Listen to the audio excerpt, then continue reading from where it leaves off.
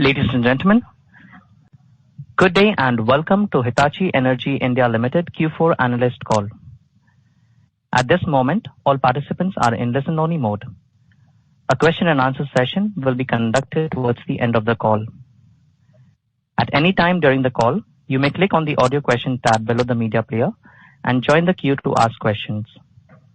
Please join the queue early in the call to ensure we address as many queries as possible. Please note that this conference is being recorded. I now hand the conference over to Mr. N. Venu, Managing Director and CEO, Hitachi Energy India Limited. Thank you, and over to you, sir. Thank you, Oman. Good evening, everyone, and thank you for joining us for the call. I hope all is well at your end, and hope all of you are keeping safe during these unprecedented times and taking all necessary precautions to keep yourself and your family safe. We have just uploaded the presentation I'm going to refer in the BSE website, and I'm also now sharing. If you are able to see that, then I will also refer the slide number for ease of convenience for all of you. So moving to the slide number 3. The October to December quarter we are talking about is, as you know, is typically in India marked by a festive mood in the country, and the nation was also trying for a normalcy after a bleak first half of the year. In this period, we also witnessed significant orders from leading power players toward solar renewables, solar and wind renewable projects, and in grid strengthening, as well as toward electrification of Indian railways. We were awarded a project to set up a central command unit called Remote Operations and Nerve Center for India's largest private transmission company to monitor and control their power substations in Rajasthan. Further, we hope to convert around close to 200 crores worth of delayed orders where Hitachi Energy India was the lowest in the coming time. But concurrently, we were facing challenges that you all will be aware of. Globally, commodity prices have been reaching record highs, and shortage of semiconductors has been challenging supply timelines. Gridlocked ports have been delaying shipments of critical materials. With this backdrop, we managed a credible performance in this quarter, October to December quarter, staying resilient amidst tough market realities. We put unwavering efforts at stabilizing our supply chains, building stronger process, and improving efficiencies in that. As you can see from the slide, we have more green arrows. So moving to the slide number 4. Safety, as always, remains our primary license to operate, and to ensure a culture where people take as priority ownership of their and their colleagues' health and safety. We continued our efforts towards spreading awareness and building capabilities at our offices, factories, and project sites where we operate. We have been conducting regular training sessions and consultations for our people and partners to combat the spread of COVID-19 virus, prevent ailments arising out of the new normal, and reduce HSC hazards at workplaces and work sites. As more people return to workplace, we partnered with various agencies to provide defensive riding training and conclude helmet distribution to ensure road safety to all our employees at all our locations. Our uncompromising safety standards and consciousness were not only appreciated by customers but also garnered leading industry recognition, which is a Golden Peacock Award we have received in this quarter for exemplary efforts toward ensuring a safe workplace at our locations. Moving to the slide number 5. Slide number 6, sorry. Lending our support to augmenting public welfare and healthcare amenities is a natural extension of keeping people safe. After all, we are only as safe as our homes, neighbors, and communities. As the government cast a wider net on vaccination, we conducted inoculation drives for employees, children, and dependents. Applying the learning from waves 1 and 2 of the pandemic, we swiftly activated our crisis team, strengthened partnership with medical services, and reinforced the use of PPE to tide through wave 3. While we are glad that Omicron did not cast as dark a shadow, we continue to exercise caution and keep our people at the heart of what we do. And as you can see, 99% of all our employees have already got 2 doses of vaccination, and we continue to have the strategies around testing, tracing, treatment, and vaccinating to ensure that our employees are safe and business continuity is maintained. Moving to the next slide, slide 7. So it was no doubt a milestone quarter for us. We transitioned into our new identity, Hitachi Energy, from ABB Power Products and Systems India Limited. We were joined by key leaders from the government, industry, utilities in the inaugural celebrations, which of course were measured to ensure utmost health and safety compliance. And this was also a first, physical event with our stakeholders, government, customers in the last 2 years, which was well received and by all our stakeholders. With our new identity, Hitachi Energy India, we will be able to effectively position our pioneering technologies and services to existing and future customers, expanding beyond the grid, opening up a breadth of opportunities in areas such as sustainable mobility and smart life, and contributing further economic, environmental, and social value. We look to advancing a sustainable energy future for all. Moving to the next slide, slide number 8. In the first half of 2021, we had released our 2030 carbon neutral goals, and we had set ourselves short-term, medium-term, long-term targets to advance the energy transition underway in India, and we are committed to 100% fossil-free electricity in our own operation by March 2022. If you recall, in one of the conference call, I was also talking about this. I'm happy to share that we achieved 100% fossil-free electricity in our own operations, offices and factories by December 2021 itself. We also implemented rooftop solar for a green electrification of a project site office. Designed by our engineers, this plug-and-play solution will negate the carbon footprint of almost close to 4,000 liters of diesel per year.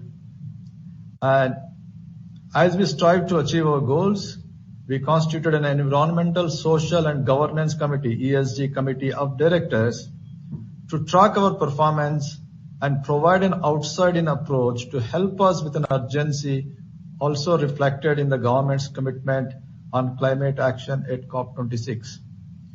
As our company's portfolio, which provides a mission-critical technology to our customers in enabling carbon neutral, we thought we would be taking a leadership position and walking the talk, especially in ensuring that our own operations and our own footprint will be a carbon neutral going forward.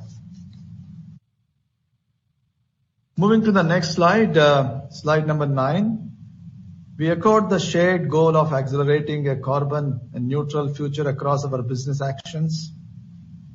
From leading the conversation on key issues such as electric mobility at prominent forums to co-creating solutions that benefit society, we continue to deliver social, economic, and environmental value.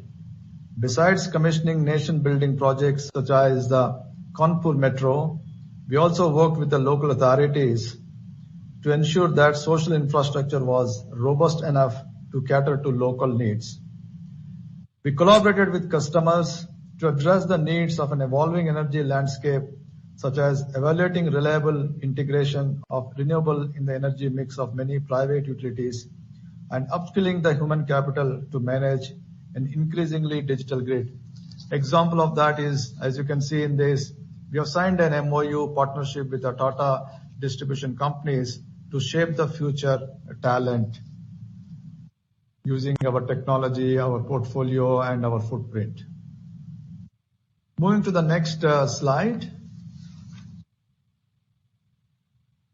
Expanding value through digitalization.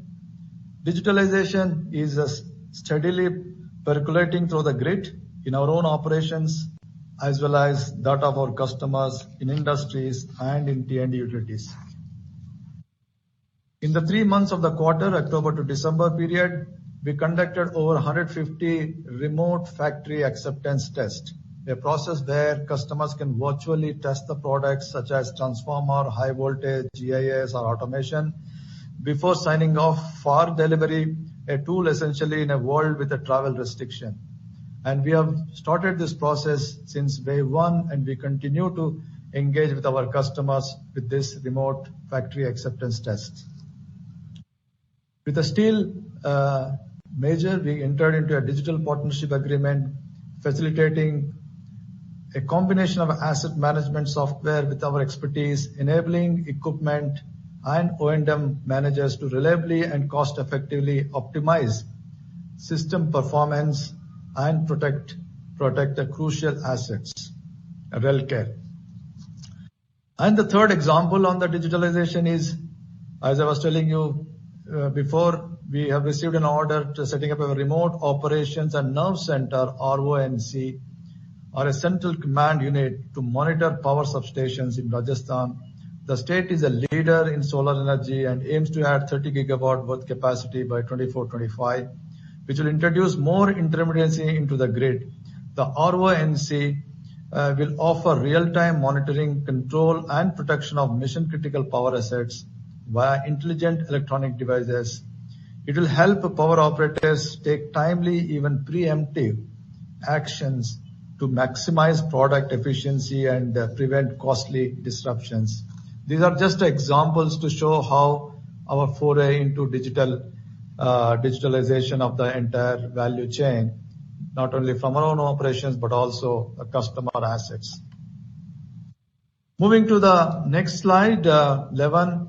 In the October-December quarter, with the launch of IdentiQ, we added another milestone product in our digital portfolio, principally a digital twin for HVDC and power quality. It is best described as an umbrella solution for all relevant site information and analytics for high voltage sites, which are critical for ensuring grid reliability and stability. This game-changing digital solution uses an identical digital replica which models accurately the behavior of the respective power asset solutions or process for HVDC and power quality, providing clear visualization and remote access on any device for the complete life cycle. Moving to the next slide, slide number 12. I think this slide you are all familiar about the macro level, and maybe you know more than me. But let me just give you my perspective on this. The last time when we met or when we had our conference call, India appeared to be on a recovery path, and then the Omicron wave brought with it a set of uncertainties, delays in decisions, and strain on supply chains, and also travel restrictions, etc. However, India continues to be one of the fastest growing major economies in the current financial year at 9.2% year-on-year GDP growth and 8 to 8.5% in the next financial year. This growth rate is expected to sustain the next couple of years. The PMI index for services is back to pre-COVID levels. A similar growth trend is reflected in various core sectors contributing to IIP. While this is a positive sign, we have to view escalating fuel, commodities, and freight prices in balance. You all know that a global semiconductor shortage is another headwind that continues to influence operations across geographies, and we will see how the situation unfolds along with uncertainty related to COVID. Moving to the next slide, notwithstanding the headwinds I talked about just now, we remain the partner of choice for our products, services, software.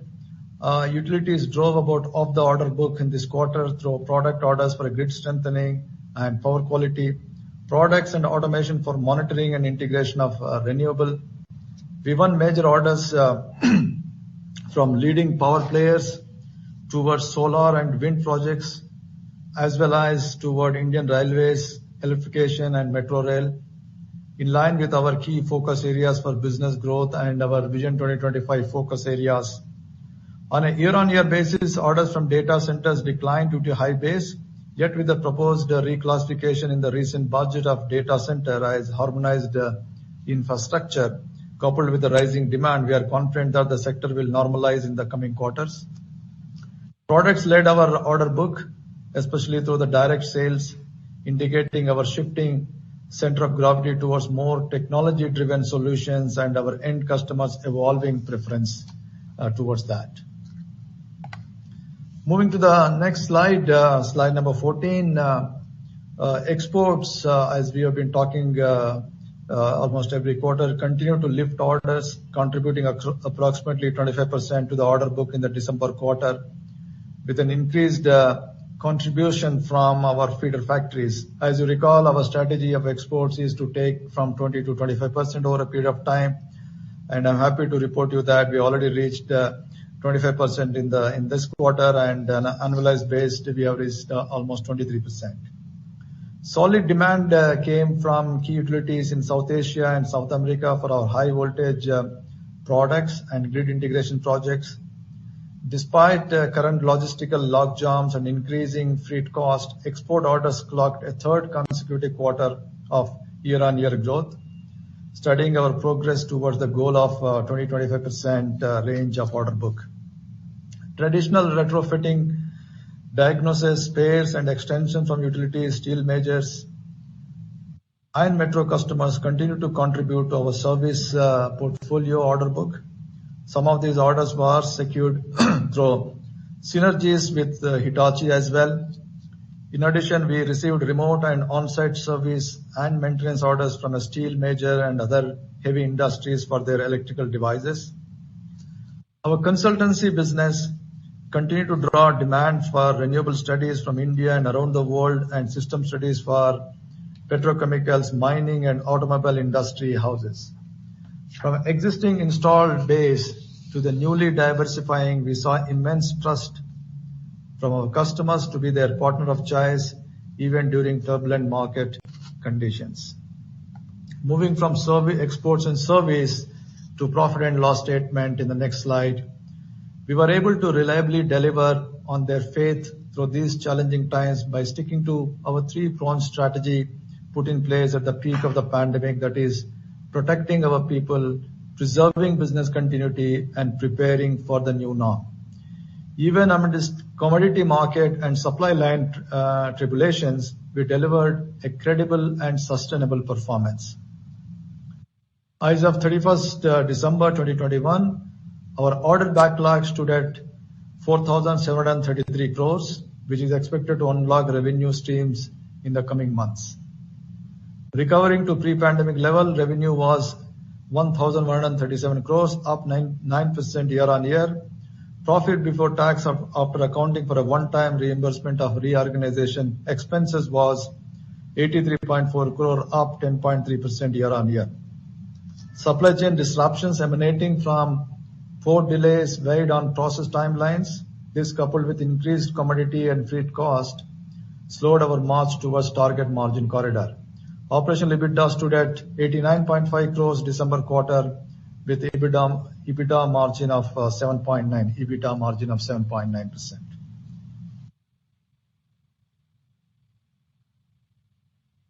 Moving to the next slide, slide number 16.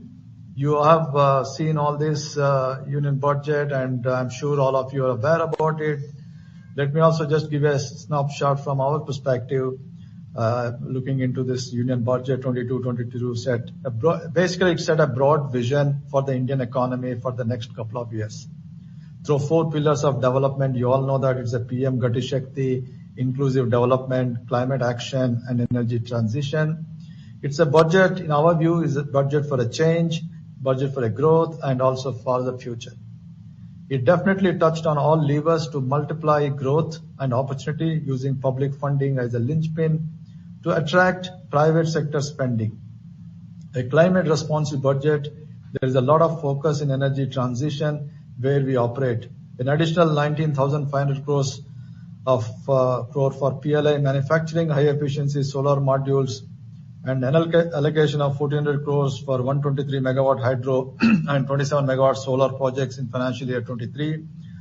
Issuing of sovereign green bonds in public sector projects to reduce carbon footprint initiative in the economy, and steps to trigger adoption of electric mobility, including policies on battery swapping, charging interoperability, and large-scale charging stations, and also the 400 Vande Bharat trains with higher efficiency for passengers will be developed in the next 3 years, and interconnected standardized urban transport metro. In all our view, all these things are the play areas for our company to be actively participating in going forward in that.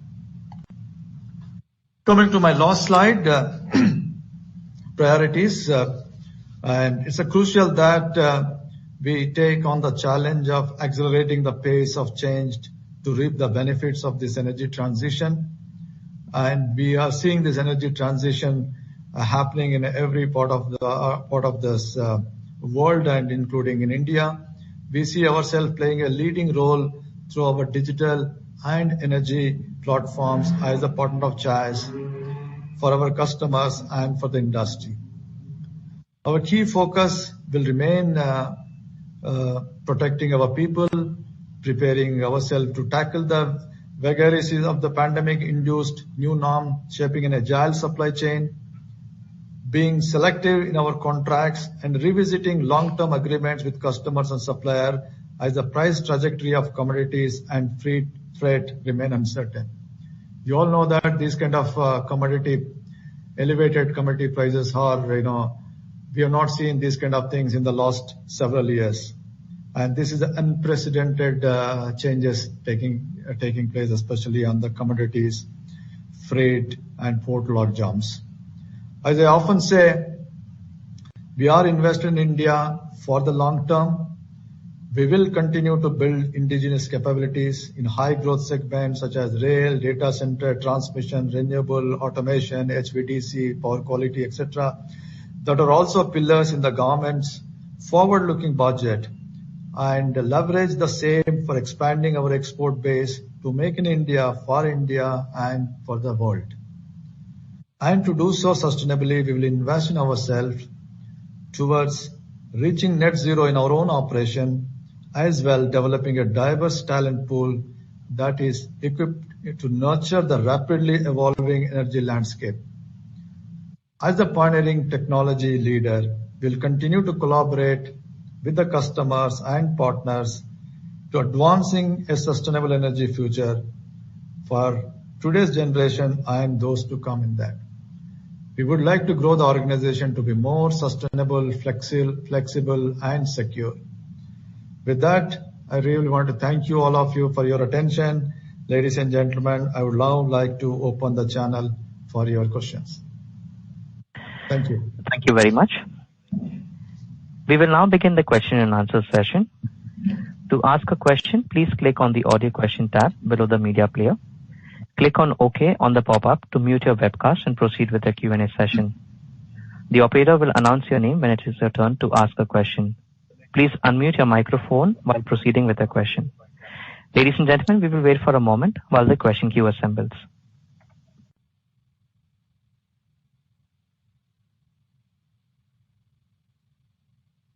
Our first question is from the line of Renu Baid from IIFL Securities. Please go ahead. Hello, am I audible? Yes, please. Hello, Renu, how are you? Yeah, I'm good, sir. Hope you're keeping well. Yes, thank you.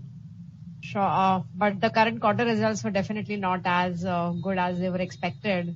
My first question is hitting at the core of 3Q results. Trying to understand the gross margin weakness, you did highlight raw mat price pressures and fixed price contracts. So if you could provide some more inputs in terms of what was the impact of cost inflation on the operating margins, and to what extent was it led by change or adverse mix? Aligned with this, what percentage of the backlog that we have today is sitting on fixed price contracts, which could have a potential impact on margins as we move towards CY23 or next fiscal in terms of orders? Yeah. That's the first question. Thank you. Thank you for that. First of all, let me just give you an overview of that. It is not a one particular challenge we have been facing. We have been facing on increase in commodity prices. On top of that, semiconductor shortage, and on top of that, this freight cost. Now, some of the freight costs, especially on export, as you know, our exports are where the cost increase is in excess of 50% to even to the 100%. So revenue growth is fueled by a higher project execution and also product delivery, but the margin has been impacted due to execution mix as well as rising commodity prices, freight and logistics cost increase in that. We roughly estimate in the range of 1 to 1.5% contributing all this cost, like rising commodity prices, freight cost, etc. in that. That's answer to your first question. And the second question is, in our order backlog, if you take, we have around 60% of our order backlog is having variable contracts, that is variable prices. We have the price variation clauses, etc. And remaining, 30-35% of the backlog do have the fixed contract. But we must be mindful about here. Because when you're talking about the variable, it's a normal variable, but this is unprecedented, right? You don't get our contracts covered with the freight charges. You don't get our contracts covered with these kind of things. Normally, cover with a normal price escalation of major commodities like a copper, CRGO, aluminum, etc. in that. So this is where I have the question, because if you look at the freight expenses, etc., they would be largely housed under other expenses, which is higher but still manageable at that 198 odd crores. But material cost per se or RM to sales, if we see, has significantly spiked to 68.5, which means that typically where we were making almost close to 40%, 39-40% gross margins, our gross margins contracted sharply to just 31%. So which was the reason why X of freight or all these expenses which sit in other expenses on the core raw mat, we seem to have taken a very sharp impact, which is almost 10 percentage points. Yeah. That's also impact. Yeah. Yeah, that's also due to our project mix of execution in that particular quarter. Exactly. So if you can help us, as in what percentage was largely because of fixed price contracts and commodity increase, and what percentage of gross margin compression was led by mix changes? Yeah, do you have that kind of number? No, I don't think I have it readily, because we have the things at annualized basis. I don't have it in this particular quarter. No issues. But broadly, as we move forward, at least for the next 6 to 9 months, while some of these inflationary impacts are likely to continue, do we expect gross margins to improve back from, say, March quarter, or probably the impact will remain for a couple of more quarters in the similar 30-35% range? Yeah. So, Renu, as you know, knowing our company well, we normally don't give any long-term view on that. We also don't give anything forward-looking statements. But what I can tell you is that the unprecedented changes, unprecedented things, what is happening, in our view, will continue for some more time, right? The question is that how long we are also looking all the options. The management, the company is taking all the actions to, go back to the customers, renegotiate with the contracts, and not be more selective. And we are also looking at the more exports. All those actions are also doing how much we are going to mitigate and what kind of mix we will bring in. So that is all, makes the difference. Got it. Secondly, can you also help us understand, now that we have moved to Hitachi Energy as a brand name and the entity as well, so the royalty and trademark fee which you were paying to ABB, Does that continue in the same context, or probably that 4% or 4.4% kind of range of revenues? Or does that also undergo change with the change in the marketing brand name which we have undergone?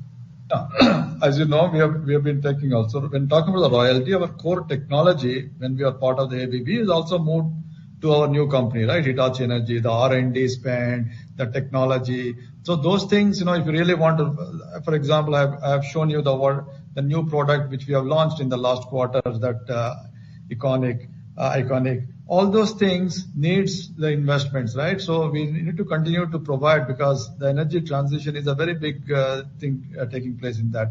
We really need to make sure that our product, our offerings has to be up to date, and ensuring that we are bringing the differentiation to our customers by investing in that. So those things will continue to be there. Thank you. Ms. Ved, requested to rejoin the queue for any follow-up.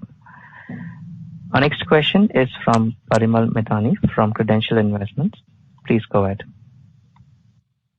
Hello. Thanks for the opportunity.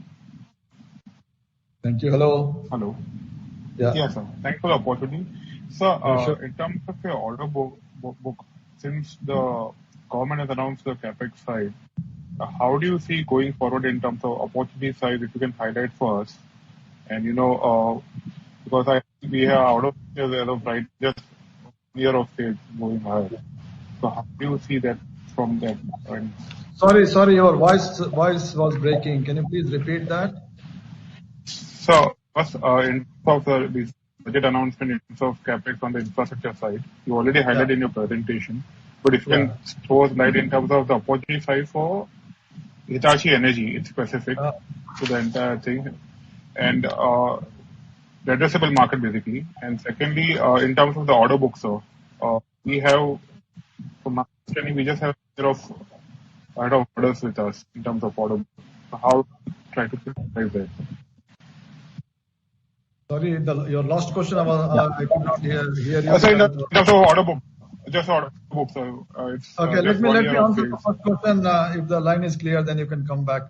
The first question on the budget, as you know, the budget, especially the government, the focus is to it's a capex-led budget, where the government has increased the capex to 35% increase in the capital expenditure compared to the previous year, right? All these things, especially the areas where the government is focusing on that, are play areas for Hitachi Energy. Take, for example, the renewable penetration or the renewable thing, So we have quite a big addressable market in the renewable, whether it is solar or wind. We have the grid connection, we have the balance of system, we have the automation of the renewable in that. Same is the case with wind. When it comes to the data centers, as you know, data center and the grid level energy storage included in harmonized list of infrastructure, which will facilitate easy credit availability to these things. And then we have a very good robust offering data center right from the grid connections to the automation and the electrification of that. So that's also another big markets in that. And the rail segment is we have been telling you, rail segment is one of the core segments. We have both. We are supplying our portfolio to the fixed installations as well as the rolling stock. For every Shatabdi, every third Shatabdi you touch, it will be powered through our transformer, and every second freight loco is powered through our transformers in that. So we have quite a big place there. And the whole budget, if you see here, the focus is on the sunrise sector, especially sunrise sectors, the focus, and Hitachi Energy portfolio is exactly in that. So what we are saying is that we are enabling sustainable energy future for all, and our portfolio, whether it is grid integration or grid automation or high voltage and transformer, goes into entire sectors of that. And when it comes to the second question, if I understood you correctly, our order backlog is around 4,700 crores, which has a visibility of quite a good number of quarters going forward in realizing the revenue from the order backlog. Thank you. Thanks for the opportunity. Thank you. Before we move to the next question, I'd like to remind the participants to limit their question to 2 per participant. If time permits, you may join the queue for any follow-up. Also, to ask a question, please click on the audio question tab below the media player. Click on OK on the pop-up to mute your webcast and proceed with the Q&A session. We have our next question from the line of Rahul Paliwal from Shifa Family Office. Please go ahead. Am I audible? Yeah. So thanks for the opportunity. So at Shifa Family, we have been following with Hitachi Energy since its inception or demerger. And so we have this question about the narrative which is being set in terms of our capabilities, new age businesses which we are covering, digital opportunities and parentage legacy. That's somehow not matching with the numbers and order book and in fact with the margins so far. So we need your comments on the same side. Yeah. So Rahul, thank you for your question. So as you know, we have carved out from ABB and then we become part of the Hitachi Energy in 2020 onwards. And then we have to also navigate the pandemic. And at the same time, we are also working ever since we become part of Hitachi globally, that is mid of July 1st, 2020, right? And that's where we are looking at more synergies on that, the synergies on the digital capabilities merging on that. So these are the things, it won't happen overnight. This will take long time. It needs a lot of things, proof of sites, lot of places we need to do the pilot studies, etc. in that. That's where if you have seen my presentation on the digital capabilities, I just gave you a couple of examples to that in this quarter we won these digital orders, whether it is a remote operation nerve center or the rural care for the industrial houses. So this will take enormous amount of time, proof of concept, pilot projects running on that. So these things will start. Once it will start, as you know, in the digital thing, then it will keep on repeating in that. So yeah, in our view, this is the most challenging times we are facing. On one side is the dealing with the pandemic, other side dealing with the highly elevated commodity prices and the port challenges. And despite that, we believe that we have delivered a kind of resilience in our performance in the difficult environment in that. So that is my comment, Rahul. Sorry? Rahul. Yeah, Rahul. We have, am I audible? Yes, you are audible. Hello. Okay. So we have this capabilities in terms of e-mobility, like flash technology. I think in India, the kind of initiative being taken in EV side, I think they're ready for this kind of products because I think that this EV stations are being now freed of any kind of regulations. So e-mobility side, then your identity queue, iconic queue side, semiconductor side, carbon trading opportunities, energy storage solutions, and data center side. What are the key initiatives in being planned in next couple of years, so that we can get the advantage of scale in terms of exponential growth? Yeah, that's my second question. Yeah, in case of e-mobility, the whole the segment is at a nascent stage in India, right? So it is started to grow up, and we have announced last year itself a pilot project with together with IIT Madras and Ashok Leland to run our pilot flash charging technology in IIT Madras. So it took a long time due to the COVID and other related, but now the pilot is getting ready. We are hopeful to run this pilot in the next 6 weeks or so in IIT Madras. So that is where we are working on that localizing of those kind of things.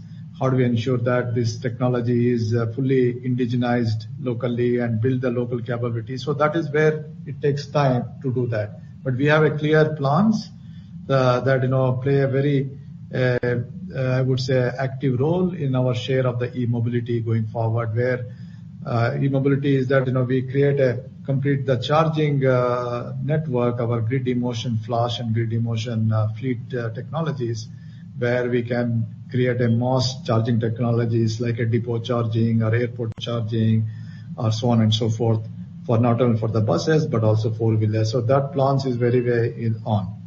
And the second one is data center. We have been already telling you the data center is one of our focus areas. We have taking a major share of data center orders being finalized.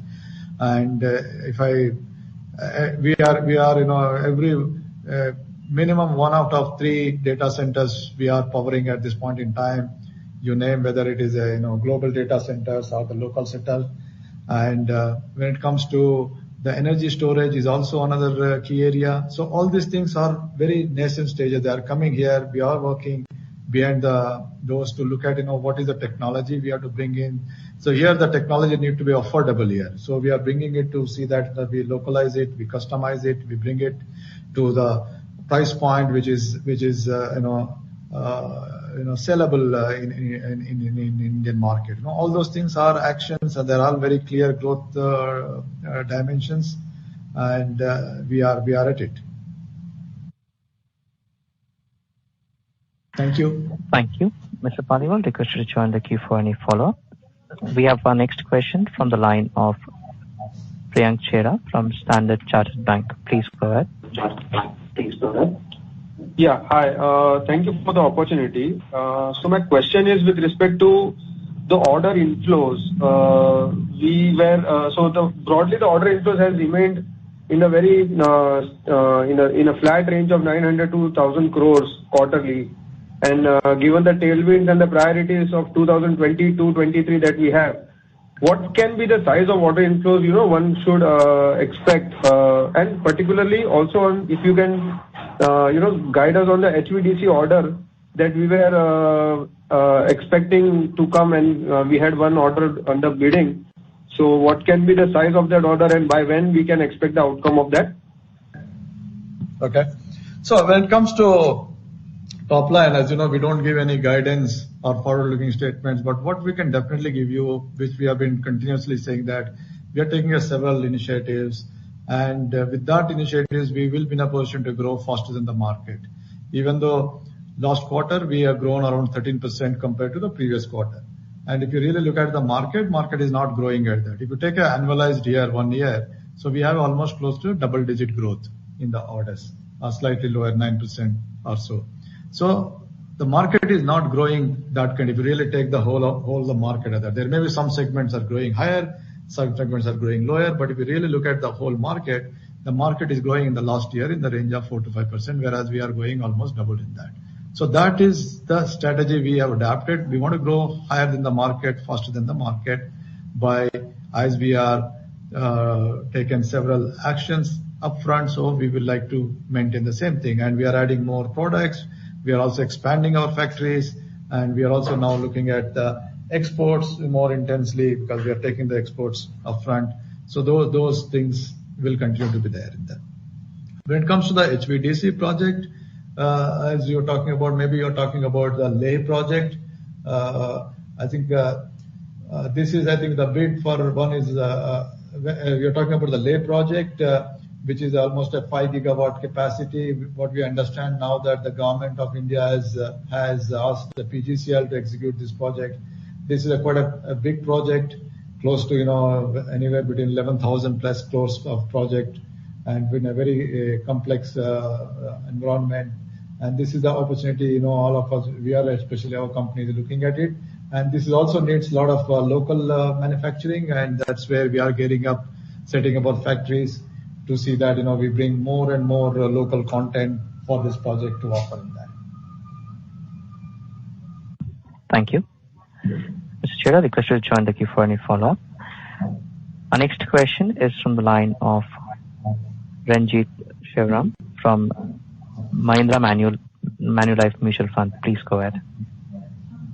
Yeah, hi sir. Good evening. Thanks for taking my question. Yes, sir. Just wanted to check with you like this.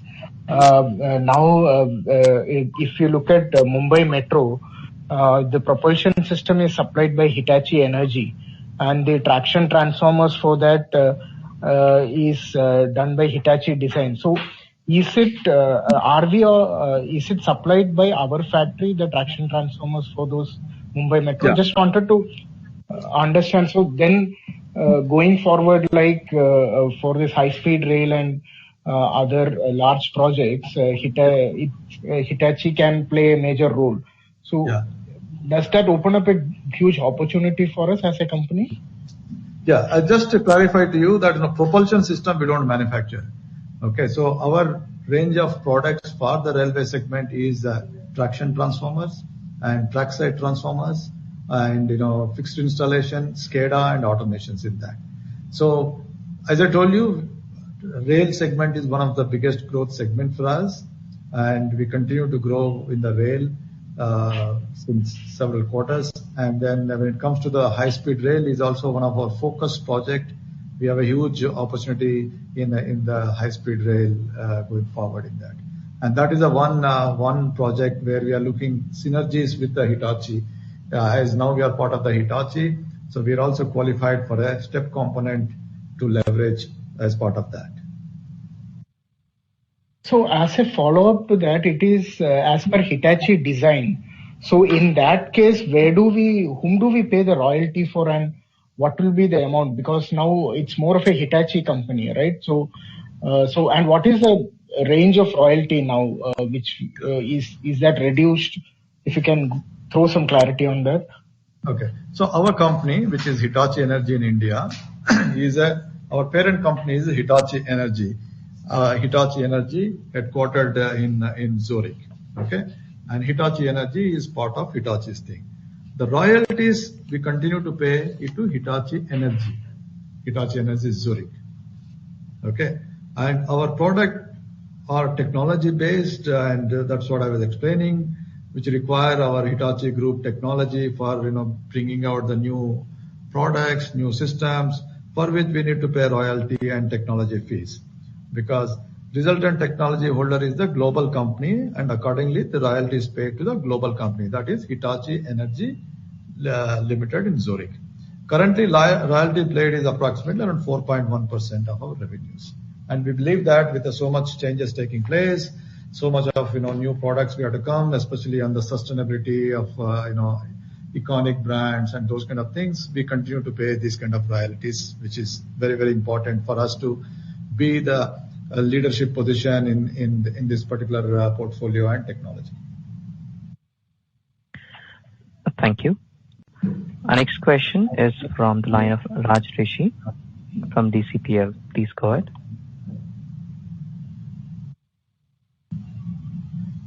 Yeah, hi. Hello. Am I audible? Yeah, yes, please. Yes, Mr. Rishi. Yes, please.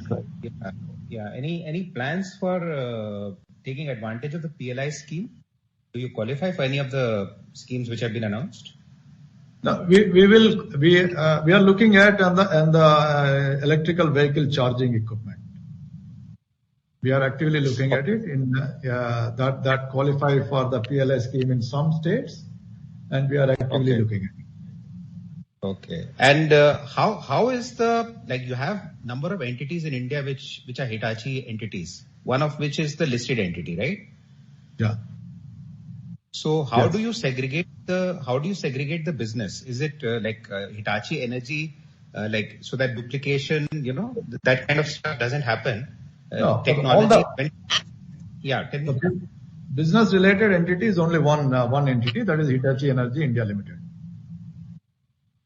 Okay. We do have another entity, which is Hitachi Technology Services, where they will be housing our back-end offices, engineering center, and also R&D and those kind of things in that. All the digital offerings, anything concerning business will be in the listed entity. Mr. Rishi, you're not audible. Yeah, am I audible now? Hello, am I audible now? Yeah, now we are audible. Yeah, so I understand, sir, that all the business will come in the listed entity, right? Including all the digital and everything. Correct. Okay. Thank you. That's okay. Thank you. Our next question is from the line of Sujit Jain from ASK. Please go ahead. Is the understanding that the 2% royalty that we were paying to ABB is over? Is that understanding correct? Puvana, can you explain this? So we have been paying royalty to ABB for the trademark until June 2020, effective July 2020 until 21. July 21 to June 2022. It's a royalty-free tenure, given that we have to incur several expenses towards the demerger. No, still not clear. Till when do we pay royalty to ABB 2% per annum? When does it stop? So this year, that is up to June 2022, there is no royalty to be paid. So we will need to negotiate it further for the future years. So that payment will come down, but we still have to pay. Correct. Till when? So that's something that we will need to. Okay. The other way to put this is how long we can use ABB brand under the agreement in 2020. Okay. So ABB brand, as per the agreement, we can use, the joint venture period globally is for 3 years. And from 3 years, another 5 years is what we can use the ABB brand. That means total 8 years from the day one, that is July 1st, 2020 onwards, 8 years we can use ABB branded products. That means in our products, the transformer we ship or the switchgear we ship, it will have a ABB brand in that.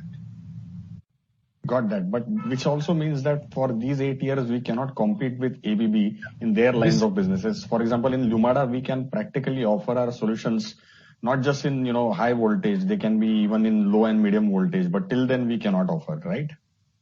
In India. Again, as you know, the competition is only, not competing is only one direction, whereas we can offer in every part, whereas there is a, the M&A will not be, non-compete is not both ways, it's only one way, right? So we don't have any anti-competition. So we continue to supply our products to all the segments where we are operating it. My question is, can Lumada enter into spaces where ABB Ability is offering solutions eventually 8 years out? That is 2028. To your answer, yes. Today or after 2028? Yeah. No. Sorry? From last year. Yeah. From last year onwards, we continue to offer. There is no issue there. Great. And one last question, shareholding. This shareholding of 75% in this listed entity by Hitachi Energy Limited. This is fully owned by Hitachi Japan, or this entity is 80-20 between Hitachi and ABB? Yeah. No. The entity in Zurich called Hitachi Energy Limited, and that is holding 75%. 75% in our company in India. Yeah, Puvana, can you clarify? Yeah, this is Puvana here. Just to clarify further, that entity is further held by ABB and Hitachi Limited in the ratio of 19.9 and 81.1% respectively. Okay. Thank you. Thank you. Our next question is from Varun Basur from Julius Baer. Please go ahead. Good evening, sir. I hope I'm audible. Yes, please. Yes, sir. Yeah. So, earlier earnings calls, there was a commitment to take the operational EBITDA to a double-digit range over a period of time. I understand, factoring in the earlier commentary on inflationary pressure, that the next 2 or 3 quarters might be a little bit difficult. But if you could just solidify, by when this can be achieved, this double-digit EBITDA, and how it would be achieved. Also, what kind of investments are needed to, achieve the growth in the top line? Yeah. Thank you for your question again. As you know, in this quarter, that is October, November quarter, our EBITDA percentage is 9.8%. 9 EBITDA. Okay, this is what we said. And if you take a 12-month period, our EBITDA is 9.1%. So we are almost come very close to what we talked about in that. Okay, that's one. Then we are also talking, this is despite the challenges we are facing, headwinds in the commodities, rise in commodity prices, or freight and logistics expenses, etc. But coming back to the second question, we are investing. We are setting up a greenfield factories in Bangalore. We are setting up a greenfield factory in Chennai. We are expanding our factories in Baroda. So these are the investments will take us into more localizing our equipment, bringing a more footprint, adding Make in India to take the tailwinds being provided by this budget, etc. Those things we are investing it, and over a period of time, with our combination of our levers, that is focus on high growth segments, which I talked about, renewable, data centers, mobility, and HVDC, automation, etc. one side, and the second one is exports, and the third one is the service. All these things put us to take us through the double digit. We're already very close to the double digit EBITDA margin, and then we are in the right directions to go there where we would like to. If I could just come back, I'm sorry. This quarter, if I add back the other income, the operational EBITDA was 77 crores, which is just a shade under 7%. We are talking about EBITDA, DA. Operational EBITDA is 111.7 crores. 111.7. I'm sorry, I'm getting. So how have we achieved that? The EBITDA is 62 plus, if you take the other income, that's 15. Ajay, why don't you clarify this, Ajay? So currently, thank you for the question. So if you see for the current quarter, our operational EBITDA is 89.5, that is 7.9%, and operational EBITDA is 111.7, that is 9.8%. So that is how we are placed. Okay, I think my part will take this. Can I take this offline? Yeah, sure. Please do that. Sure, no issues. Thank you. Thank you. Ladies and gentlemen, due to paucity of time, that would be our last question for today. I now hand the conference over to Mr. N. Venu, Managing Director and CEO, Hitachi Energy India Limited, for closing comments. Thank you, and over to you, sir. Thank you, Aman. And once again, ladies and gentlemen, a very big thank you for all of you actively participating in the analyst call. And we are happy to provide, if you need any further clarification or anything, happy to engage with you. And I'm really hoping that, in the coming quarters, we would like to host a physical physical investors call, or take you in one of our locations. I'm really hoping that the COVID would help us so that we will see each other. But until then, please reach out anytime, anything you need. We are happy to engage with you. Take care and stay safe. Thank you. Thank you, sir. Ladies and gentlemen, on behalf of Hitachi Energy India Limited, that concludes today's session. Thank you for your participation. You may now exit the meeting.